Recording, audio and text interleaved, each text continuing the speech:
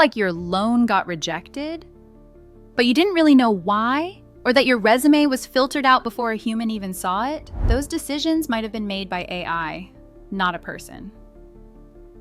But here's the twist. Sometimes AI can be biased, not because it wants to be, but because it learned from us. Hi, I'm Cynthia, your digital guide from the near future. Today, we're exploring something every tech user should understand. Can AI be biased? And if it can, how does that even happen? Let's uncover the truth together. Bias in AI happens when an algorithm makes decisions that unfairly favor or disadvantage certain groups. Think of AI as a student. It learns from examples, millions of them.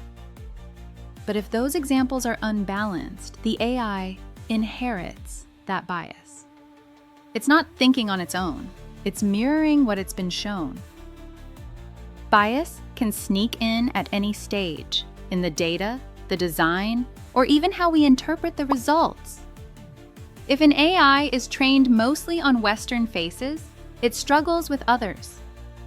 If hiring data from the past favors men, the AI will learn to favor them too. AI doesn't know fairness unless we teach it. AI bias isn't just theoretical, it's already affecting lives. Some job screening tools once downgraded resumes with women's names. Facial recognition systems have misidentified people of color. Even predictive policing tools have been shown to reinforce old inequalities. The result? Technology that was meant to help ends up repeating human mistakes. The good news? We can fight bias in AI, but it takes teamwork. Developers are using diverse datasets, independent audits, and fairness testing. Governments are creating AI ethics laws, and everyday users, like you, can push for transparency and accountability. It's like teaching AI to be a better student, one that questions its sources and learns empathy through data. Whether you're applying for a loan, a job, or streaming your favorite show, AI is quietly shaping your world. Understanding bias means understanding how to make AI better for everyone. Because fairness shouldn't be optional, even for machines. So yes, AI can be biased, but that also means we can make it better.